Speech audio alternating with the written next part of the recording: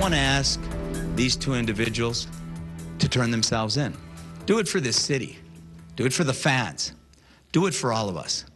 Turn yourself in.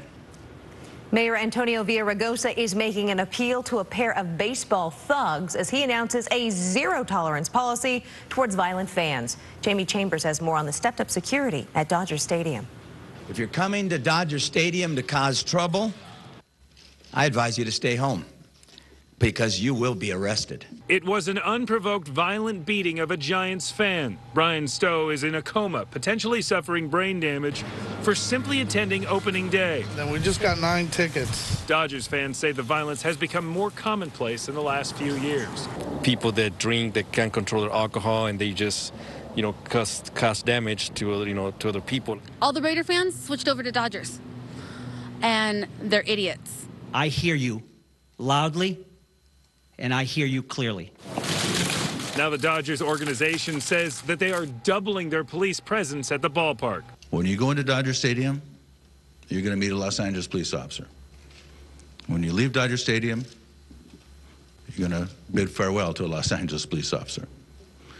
So we will be a constant presence. More cameras, lights, officers, and license plate readers will all be a part of the new security measures. So we decided to come. And most fans are thrilled by these ideas. It's going to be a better, more family atmosphere. We decided, to come back. No matter what team you go for, you come over here, support whatever team it is, and make it peaceful and make it a family event. Owner Frank McCourt met with the Stowe family and says he's committed to a new safe ballpark and running the criminal element out for good. That wouldn't it be wonderful if something very positive came out of this? That's my promise to Ann Stowe, to Brian Stowe, to the Stowe family, and that's my promise to the city of Los Angeles. The Dodgers say they will be covering the cost for the stepped-up security measures, and if you are going to this game Thursday, if you're a troublemaker and a season ticket holder, if they do eject you, they'll also take your season tickets for the entire season. They are not messing around. From Dodger Stadium, I'm Jamie Chambers, KTLA 5 News. Definitely not, Jamie. Thank you. Near fatal beating of a Giants fan at the Dodgers season opener was a black eye for the team and for the city of Los Angeles. But tonight, LA Times columnist Steve Lopez offers his own skeptical take on today's announcement of stiffer security measures at the games. I said yesterday, I'm not into the finger-pointing game. Well, finger-pointing happens to be my job. The mayor and owner Frank McCourt talked about beefed-up security, and that's great. But why just now? Fans have been talking about rowdiness in the stands and spilling out into the neighborhood for months and for years. I want to thank my friend Frank McCourt as well.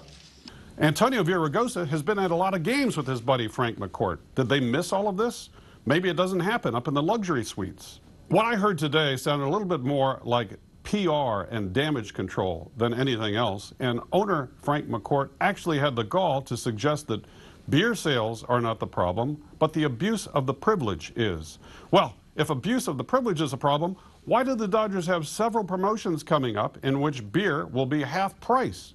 Look, folks, this is a roster that might drive a lot of us to drink.